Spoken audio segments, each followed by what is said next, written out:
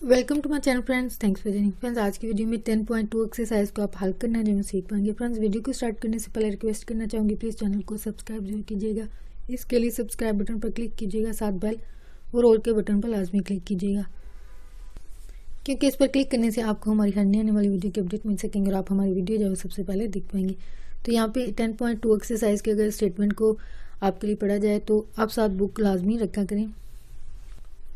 Book को लाजमी अपने साथ रखा करें ताकि बोलते हुए अगर कोई मिस्टेक हो भी जाए तो आप यानी उसी वक्त आपकी करेक्शन भी हो जाए, यानी आपको पता चल जाए कि गलती से। सारी बातें, हम इंसान हैं तो मिस्टेक भी हमसे होती हैं, तो सारी बातें समटाइम लिखते हुए भी गलती हो जाती है। आई थिंक अगर आपने वीडियो में ऑब्जर्व किया हो तो बहुत सारी वीडियोज़ में या इनफैक्ट हम रियलिटी में काम करते हुए बहुत दफ़ा मिस्टेक कर जाते हैं। कहीं लिखने में गलती हो जाती है, पढ़ने में गलती हो जाती है, तो इसलिए लाजमी आप अपनी बुक्स को साथ रखा करें ताकि साथ ही करेक्शन भी हो जाया करे, आपको मिस्टेक भी साथ पता चल जाती है इस तरह। तो अगर स्टेटमेंट को पढ़ा जाए तो यहाँ पे अगर पी क्यू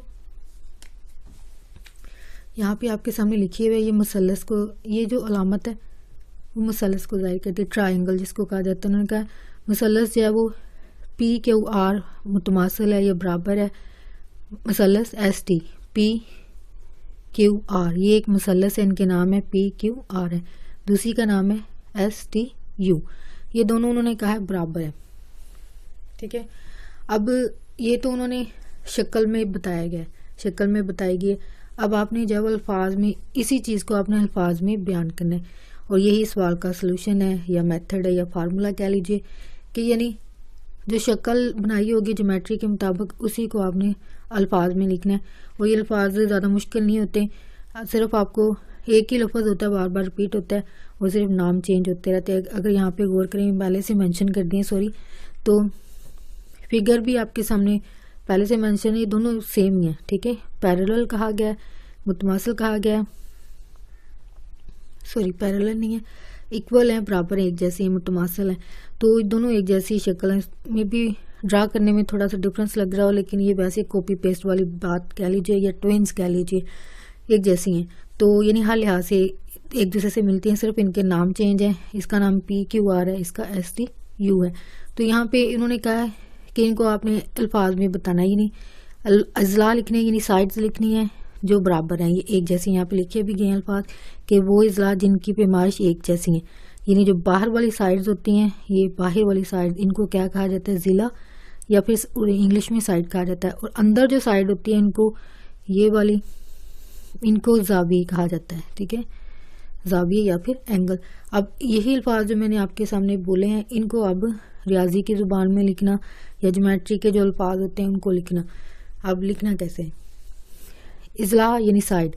अब मैयर पी क्यू बराबर है, यानी ये पी और क्यू बराबर है एस टी के, यानी ये साइड बराबर है इसके, पी क्यू बराबर है एस टी के। इनको लफ्ज़ में लिख देना मेजरमेंट, मेजरमेंट से मुराद पैमाइश पी क्यू बराबर है मैयर एस टी के, यानी ये साइड बराबर है यानी एस वाली, यानी पी क्यू और ये यहाँ से एस टी और एस टी, ये दोनों बराबर है। दोनों का लिखना है, इस तरफ वाली जो वो इस तरफ वाली पी क्यू, पी वाली का नाम लिखना है और दूसरी तरफ एस वाली का लिखना है। ये पी क्यू है और दूसरी तरफ की साइड के एस टी नाम है। फिर आगे चलें, मैयर क्यू आर, ये है क्यू और ये क्यू और आर, ये कौन सी बराबर है, टी और यू के, टी और यू के, यानी इसकी ये साइड बराबर है इसके, यानी इसका नाम एस टी है और इसका क्यू आर है, ठीक है। तो क्यू आर लिख दिया, इसको एस टी यू लिख दिया, जो भी बनते हैं वो लिखेंगे आप। इसी तरह आगे चलें दोबारा से, यानी फिगर आपके लिए बना रही हूँ। तो दूसरी तरफ है, ये वाली साइड बराबर है, ये वाली साइड बराबर है, इसका नाम क्या है, पी आर, पी और पी आर है इसका, ठीक है, सॉरी ये आर लिखा हुआ है, पी आर बनता है। तो और यहाँ से ये साइड बराबर क्या है, यू और एस, आर और पी, यानी यहाँ पे पी आता है, सॉरी आर पी बनते हैं, ठीक है, आर पी, और ये क्या है, यू एस, ठीक है। ये साइड बराबर होगी, यानी इसका नाम इस वाली का जो नाम बनता है इस तरफ वाली साइड का, यानी ये साइड और ये साइड जो नाम बनते हैं वो लिखेंगे। RP है तो यहाँ से USA, ठीक है। अब ये तो होगी साइड्स, यानी बाहर वाली साइड्स होगी। अब लिखेंगे अंदर वाली साइड, यानी इनके जावियों को लिखना। जावियों को लिखने का तरीका क्या होता है, यानी अगर आप साइड को लिखेंगे तो इसको कैसे जाहिर किया जाता है, मैयर है, जो भी नाम होगा वो लिख देंगे। लेकिन जब जाविये को लिखेंगे तो ये होगा मैयर एंगल, जो भी नाम होगा वो लिखेंगे। मैयर से मुराद पैमाइश, यानी पैमाइश की गई है एंगल की। अब वही है M है, वहाँ पे भी ये लाजमी आपको क्लियर करना चाहिए। बच्चे पता नहीं इस चीज़ को क्यों मुश्किल समझते हैं, वही अल्फाज होते हैं लेकिन रिपीट होते रहते हैं, सिर्फ उनके नाम चेंज होते रहते हैं। अब मैयर तो जाहिर बात M ही रहेगा, इसको आप N नहीं लिख सकते, तो ये M ही रहेगा। तो M मैयर P है, ठीक है। तो अब जो जाविया यहाँ पे होगा, अब सारी बात है ये P है तो इसका नाम, इसका मतलब इसके जाविये का नाम भी क्या होगा, P होगा। मैयर एंगल P है, ठीक है। अब मैयर एंगल P किसके बराबर है, मैयर एंगल S के। इसी तरह अब आगे जाएं, मैयर एंगल Q, ये वाला जो है मैयर एंगल Q बराबर है इसके, यानी ये वाली साइड बराबर है, मुतमासिल है। तो यहाँ से Q नाम है तो यहाँ से नाम क्या होगा, S होगा। वो आप लिख देंगे बस अल्फाज में कि मैयर एंगल Q है और दूसरी तरफ का जो क्या है बनता है मैयर एंगल T है। आगे चलें, मैयर एंगल ये R है तो ये आगे क्या होगा, मैयर एंगल ये वाला तीसरा क्या होगा, U। यहाँ से R है, इस तरफ से U है, इनको सिर्फ अल्फाज में लिखना है और यही आपका सोल्यूशन है, ये फार्मूला कह लीजिए और ये आपका फाइनल आंसर बनता है। तो स्टूडेंट बाकी सवाल आपके लिए छोड़े जा रहे हैं। तो नेक्स्ट ये 5th आपके लिए हल किया जा रहा है। ऑलमोस्ट ये सेम तो नहीं कहा जा सकता, जाहिर बात है डिफरेंट फिगर्स हैं, अशकाल हैं, तो उनमें से अमल यही है कि आपको सिर्फ उनको अल्फाज में या ज्योमेट्री के अल्फाज में बयान करना है। वो आप जाहिर बात है अगर आपके पास की बुक होंगी, जो खुलासे होते हैं, हैंड बुक होती हैं, वो आपको जाहिर बात है काफ़ी मदद देती हैं। अगर आप एक सवाल का मेथड सीख जाते हैं तो बाकी सवालों को समझना आपके लिए आसान हो जाता है। तो प्लीज़ आप लाजमी इसको हल करने की कोशिश कीजिएगा। अगर कहीं पे मुश्किल पेश आती है प्लीज़ कमेंट में लिखना, मैं आपके लिए नेक्स्ट वीडियो जो वो इस टॉपिक के हवाले से बना दूंगी। तो यहाँ पे 5th क्वेश्चन की अगर बात की जाए तो 5वें सवाल की अगर स्टेटमेंट को पढ़ा जाए तो यहाँ पे लिखा गया मैयर एंगल B और मैयर एंगल C जो है वो ज़िला की लंबाइयाँ जो है वो मालूम करें, यानी आपको मालूम करनी है। अगर आप यहाँ पे गौर करें, फिगर यहाँ पहले से बनाई गई है,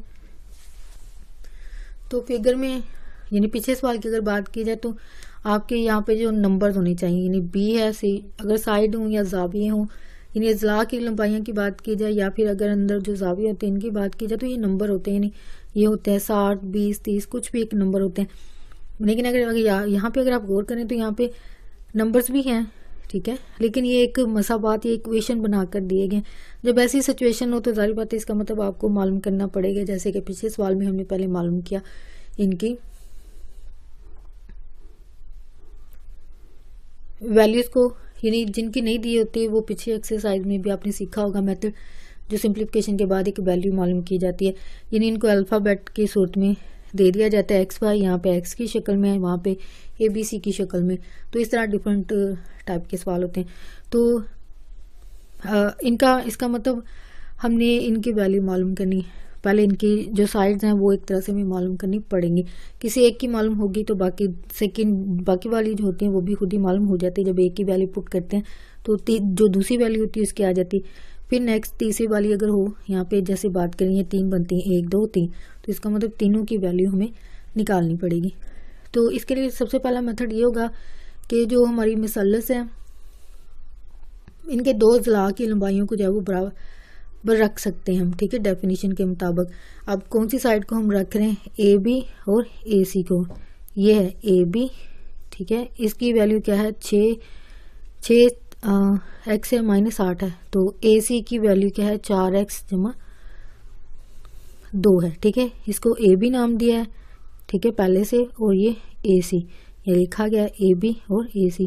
अब यहाँ पे क्या पुट करेंगे, इनकी वैल्यू। AB की साइड क्या है, ये ज़िले की लंबाई वैल्यू क्या है, वो है 6x -8 है, बराबर दूसरी तरफ AC की वैल्यू क्या है 4x जमा 2 है, ठीक है।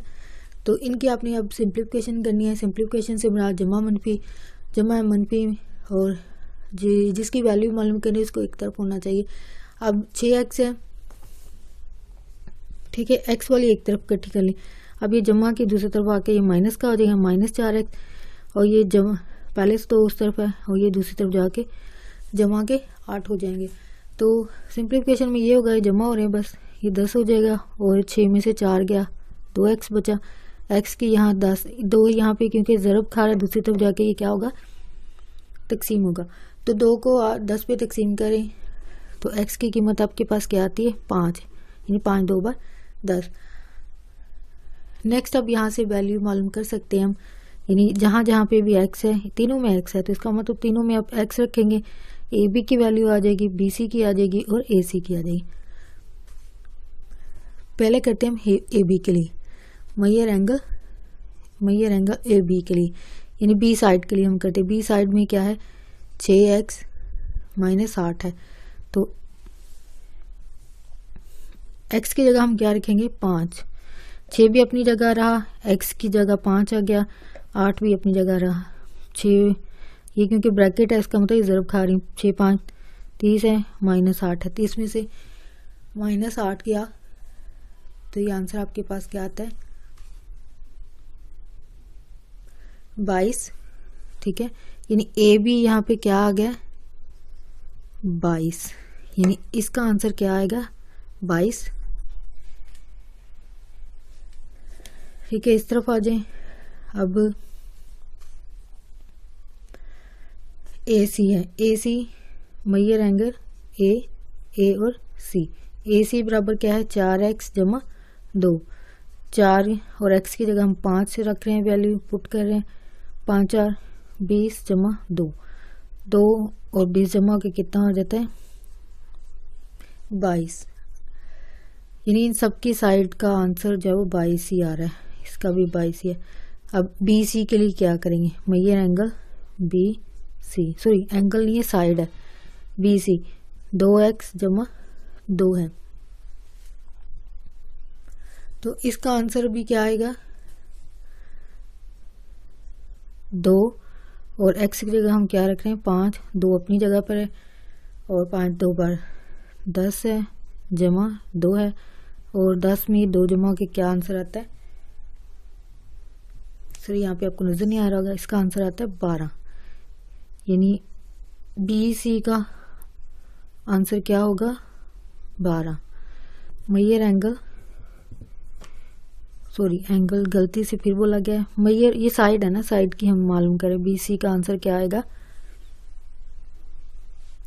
12। अगर आपने गौर किया, जो डेफिनेशन के मुताबिक हमने दो साइड को बराबर रखा, उनकी वैल्यू क्या है, बराबर। इसका मतलब उनकी वैल्यू जो है वो डेफिनेशन के मुताबिक सही है कि उनकी वैल्यू क्या होंगी, बराबर होंगी। इसकी 22 है तो इसकी भी 22 है, और तीसरे वाले की डिफरेंट बनती है जो कि डेफिनेशन के मुताबिक है।